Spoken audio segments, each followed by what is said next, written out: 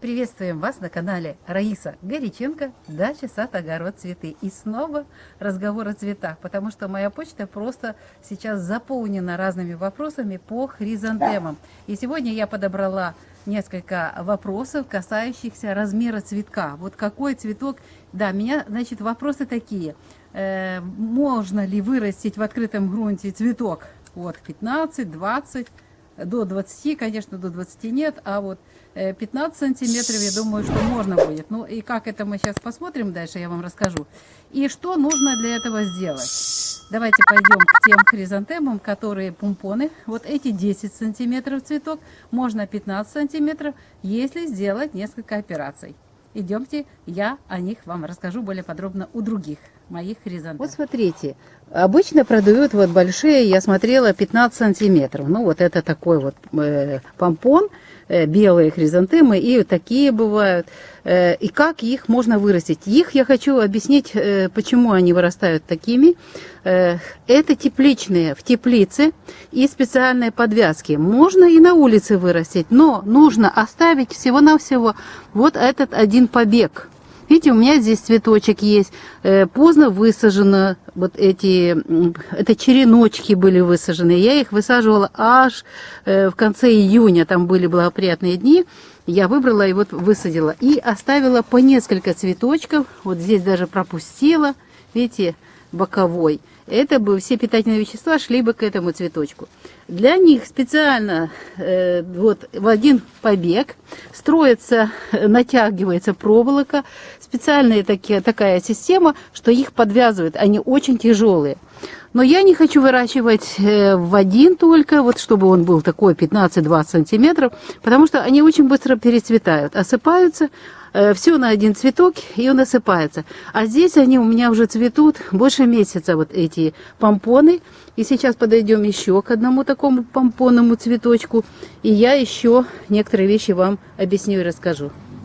Вот смотрите, вот это тоже желтый, лимонный, он когда расцветает, яркий такой нежный-нежный лимончик, а потом становится более желтый. Вот смотрите, какая красота. Почему я оставляю по 3, по 5 побегов? Потому что это куст получается, и получается букет. Мне хочется букетный тип. И тем более, что это корейская хризантема, это среднерослая хризантема, низкорослая, ее можно формировать и низкой.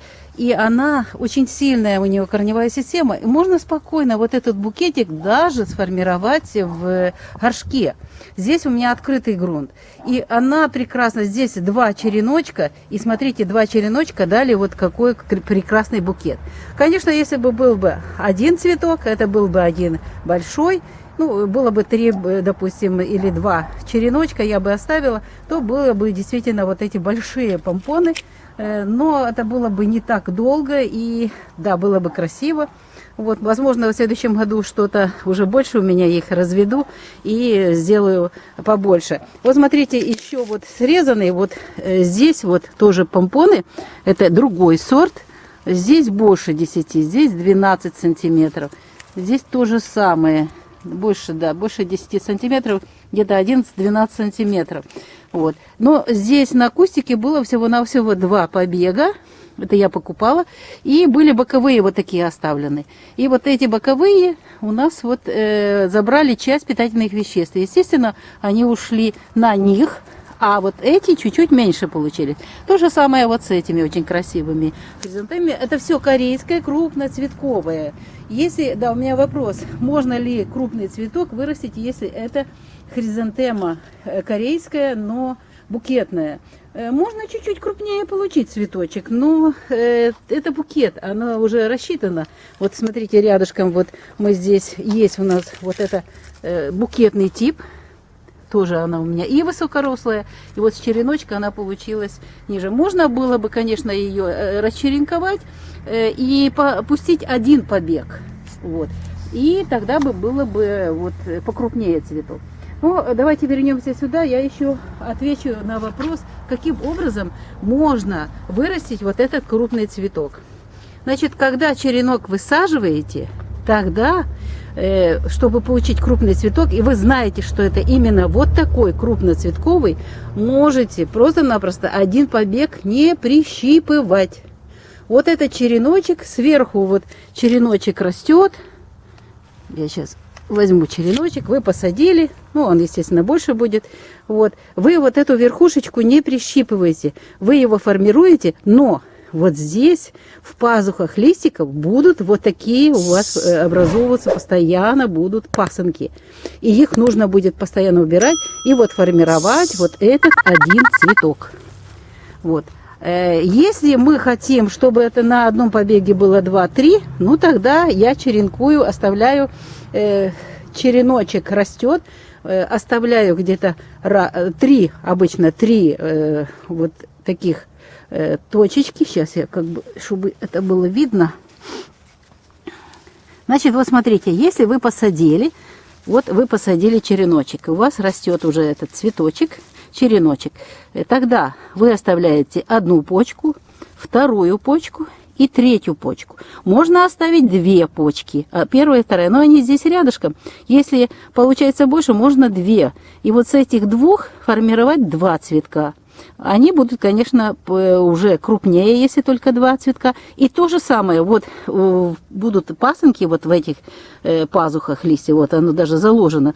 Вот. Эти пасынки, они еще маленькие, нужно их сразу же, вот, маленькие появляются, нужно их сразу же обрывать.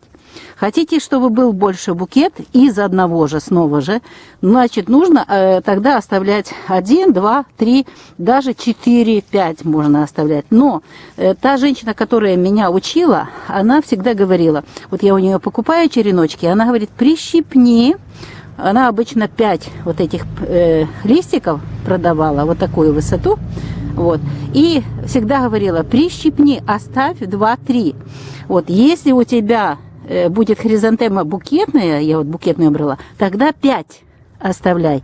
5, и вот с этих 5 будут вот эти ветки букеты. В данном случае, вот смотрите, я себе вот так сформировала, но у меня очень много испытаний, я провожу, пробую разные варианты. Но вот в данном случае такой вопрос о том, что как сформировать.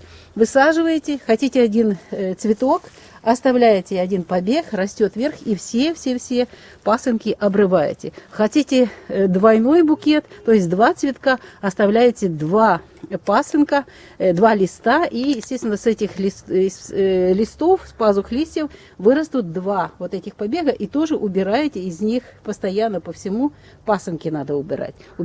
Ну, естественно, 3-4, но больше 3 нежелательно, вот это только букетные, то можно, а так вот можно и так оставить, но 5, допустим, но тогда будут просто-напросто мельче вот эти букеты. Получается, что с одного будет растение, с одного череночка будут расти вот 5 веточек, вот таких веточек, которые вот так красиво будут смотреться.